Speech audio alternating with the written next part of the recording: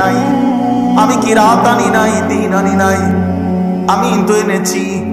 রাত্রি তো আমি বানাইছি, বানাইয়া আমি তো মাগরিবের ওয়াক্ত করলাম, আমি তো এশার ওয়াক্ত বানাইলাম, আমি তো আবার ভোর এনে দিলাম, ফজরের ওয়াক্ত তো আমি বানাইলাম, জোহরের ওয়াক্ত তো আমি বানাইলাম, আসরের ওয়াক্ত তো আমি বানাইলাম, কায়নাত আমি দিলাম।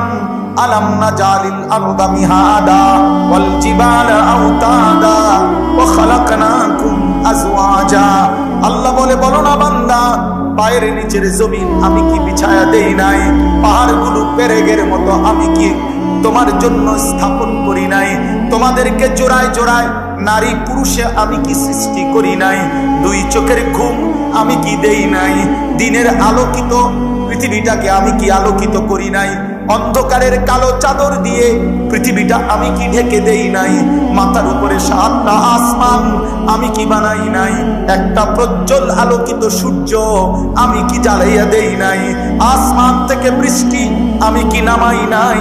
জমিন থেকে ফসল আমি কি উৎপন্ন করি নাই? বিনিময়ে আমি বুঝি একটা সেজদাও পাবো না। কেমনে পারলি না ফরমান? কেমনে ঘুমাইবি বাপ? কেমনে ঘুমাইবি আব্বা? আজ রাত কেমনে ঘুমাইবি?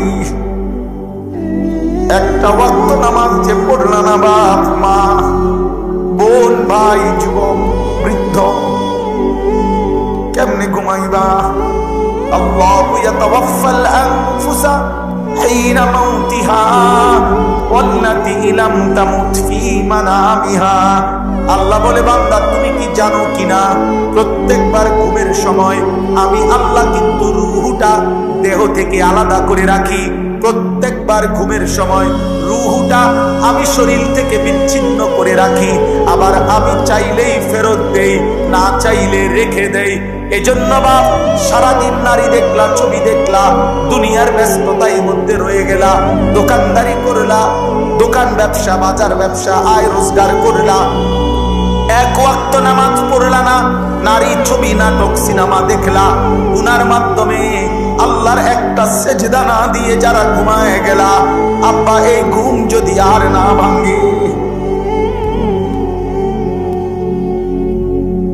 চোখ যদি আর না মেলে, বলো না নওজোয়ান,